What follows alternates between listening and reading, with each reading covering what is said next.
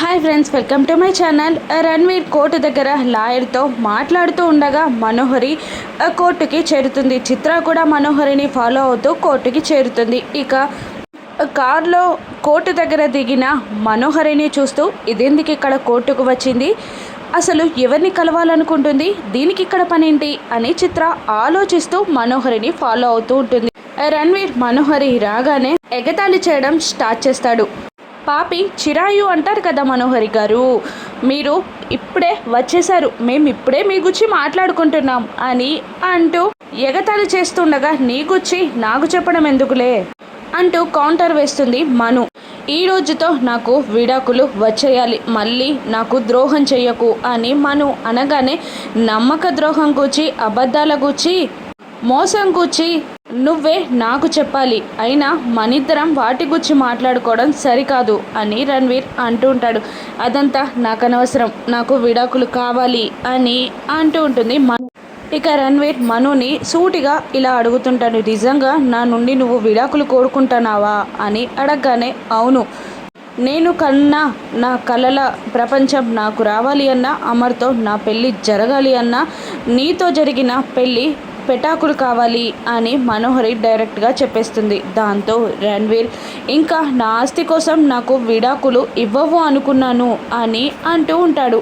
లేదు, ఈ రోజుతో నాకు విడాకులు కావాలి అని మను అంటుండగా లాయర్ చెప్పినట్టు చెప్పు, ఈ రోజుతో నా గోల నీకుండదు అని అంటుంటాడు రణ్వీర్. ఇక లాయర్ మనోహరికి కోర్టులో ఏం చెప్పాలో చెప్పేస్తూ సజెషన్ ఇస్తుండగా అలాగే అంటుంది.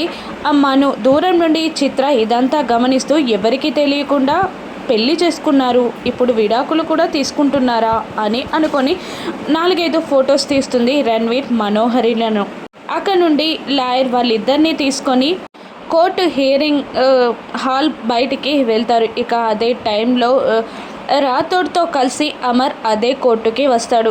సార్, మనం ఈ టైంలో ఇక్కడికి ఎందుకు వచ్చాం, మనకు అవసరం ఏంటి అని రాథోడ్ అడగ్గా మొన్న ఆ స్కూల్పై జరిగిన అటాక్ గురించి, మనం రిటర్న్ అటాక్ గురించి కోర్టులో సబ్మిట్ చేస్తే ఈ కేసుని పోలీసులకి హ్యాండ్ ఓవర్ చేస్తారు అని చెప్తూ ఉంటాడు అమర్. అవునా సార్, వెళ్దాం పదండి అంటూ లాయర్తో కలిసి అమర్ రాథోడ్ అక్కడ నుండి బయలుదేరుతూ ఉంటారు. ఇక అక్కడే ఉన్న కరుణ మనుని చూసేస్తుంది, వెతుకుతుంది. మనోహరి ఇక్కడెందుకుంది అని అనుకుంటుంది, కానీ మళ్ళీ కరుణకి మనోహరి కనిపించదు. తనెందుకు ఇక్కడ ఉంటుందిలే, నేను భ్రమపడ్డట్టున్నా అని అనుకొని అక్కడి నుండి కోర్టు లోపలికి వెళ్తూ ఉంటుంది. అప్పుడే కరుణకి అమర్ ఎదురుపడతారు. సార్, మీరేంటి ఇక్కడ అని అనగానే ఆ మాట నేను అడగాలి, నువ్వేంటిక్కడ అని రాథోడ్ అడుగుతుంటాడు కరుణని.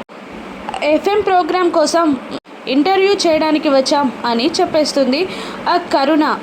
బాకీ మీతోనే కలిసి వచ్చిందా, ఎక్కడ తను రాలేదు, కనబడట్లేదు అని కరుణ అడగ్గా అసలు వస్తున్నట్టు నాకు చెప్తే కలిసి వచ్చేవాళ్ళం కదా అని అనేస్తాడు అమర్ కాస్త కోపంగా. అప్పుడు అయ్యో మళ్ళీ ఇరికిచ్చానే అని కరుణ తల బాదుకుంటూ, అది కాదు సార్, మీరు ఇక్కడికి వచ్చేటప్పుడు భాగ్యకి చెప్పారా అని అడుగుతూ ఉంటుంది కరుణ. అటువంటి మంచి హ్యాబిట్స్ మాకెందుకున్నాయిలే అని రాథోడ్ అంటూ నోరు కొరుక్కొని అమర్ వైపు చూస్తాడు. అమర్ సీరియస్గా చూస్తూ ఉంటాడు. ఇక మళ్ళీ కరుణ ఇలా అంటూ ఉంటుంది, సార్, మీరు చెప్పండి తనకు మాత్రం ఎలా తెలుస్తుంది సార్, తను చెప్పాలో లేదో అని డైలమాలో పడిపోయి చెప్పలేదేమో అని అంటుంటుంది కరుణ. ఇక అక్కడ నుండి అమర్ వెళ్ళిపోతాడు. అమర్ అక్కడి నుండి కోర్టులోకి వెళ్తుండగా అక్కడే ఉన్న రణ్వీర్ని చూసేస్తాడు అమర్. దాంతో రణ్వీర్ షాక్ అవుతూ ఉంటాడు, టెన్షన్ పడుతూ ఉంటాడు. రణ్వీర్, నువ్వేంటిక్కడ అని అమర్ అడగగానే కంగారు పడుతూ ఉంటాడు రణ్వీర్. ఎప్పుడొచ్చావు కోల్కతా నుండి అని అమర్ అనగానే ఈరోజు మార్నింగే వచ్చాను అని అంటుంటాడు రణ్వీర్. ఎప్పుడు వచ్చినా మా సార్కి కాల్ చేస్తారు కదా సార్ మీరు అని రాథోడ్ అడగగానే ఈ కోర్టు పని అయిపోయాక చేద్దామనుకున్నాను అని రణ్వీర్ అంటుంటాడు. కోల్కతాలో ఉన్న నీకు హైదరాబాద్ కోర్టులో పనేంటి అని అమర్ అనగానే పెండింగ్ కేసు కోసం వచ్చాను అని రణ్వీర్ అంటూ ఉంటాడు. అనుమానంగా కోర్టు వైపు రణ్వీర్ వైపు చూస్తూ ఉంటాడు అమర్. అది విడాకులు ఇచ్చే కోర్టు కాబట్టి. ఇక విషయం అర్థం చేసుకున్న రణ్వీర్ పక్కనే మనోహరి లేకపోవడంతో కాస్త కూలై తప్పించుకుందన్నమాట అని అనుకొని అది మా ఫ్రెండ్ విడాకులు తీసుకుంటున్నాడు, మోరల్ సపోర్ట్ కోసం వచ్చాను అని ఈజీగా అబద్ధం ఆడిస్తాడు. ఇక దాంతో సరే నేను మళ్ళీ కలుస్తాను నా పని పూర్తయ్యాక అంటూ అమర్ అక్కడ నుండి వెళ్ళిపోతాడు. ఇక మనోహరి కాస్త రిలాక్స్ అయి పక్కనున్న చిత్రాన్ని చూసి షాక్ అవుతుంది. అసలు అమర్ రావడం చూసిన చిత్ర మనోహరిని రూమ్లోకి లాగేస్తుంది. నువ్వేంటిక్కడ అని కాస్త కోపంగా అడుగుతుంటుంది మను చిత్రాన్ని. నిన్ను కాపాడినందుకు, అమరేంద్ర గారి నుండి నేను తప్పించినందుకు నాకు థ్యాంక్స్ చెప్పాల్సింది పోయి, అప్రిషియేట్ చేయాల్సింది పోయి నన్నే తిడుతున్నావా అని చిత్ర అంటూ ఉంటుంది. అసలు ఎందుకు వచ్చావు నువ్వు అని మను మళ్ళీ అరవగా అసలు జరిగిందంతా చెప్పేస్తుంది చిత్ర. నీకేం కావాలి అని మను అడుగుతుండగా ఏం లేదు, సింపుల్గానే నేను నిన్ననే టచ్లో ఉండమని చెప్పాను కదా, నాకు కావాల్సింది డబ్బు అంతే అని సింపుల్గా చెప్పేస్తుంది చిత్ర.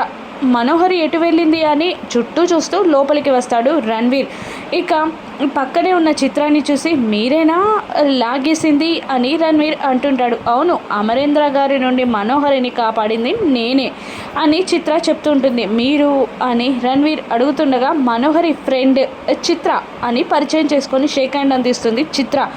ఓహో అవునా అని రణ్వీర్ అంటూ ఉండగా చిన్నప్పటి నుండి తనతో పాటే ఆశ్రమంలో పెరిగాను అని చిత్ర పరిచయం చేసుకుంటూ ఉంటుంది. అప్పుడు రణ్వీర్ కాస్త జాగ్రత్తగా ఉండండి, మనోహరికి ఫ్రెండ్స్ అంటే అంతగా అచ్చిరాదు అని అనేస్తాడు.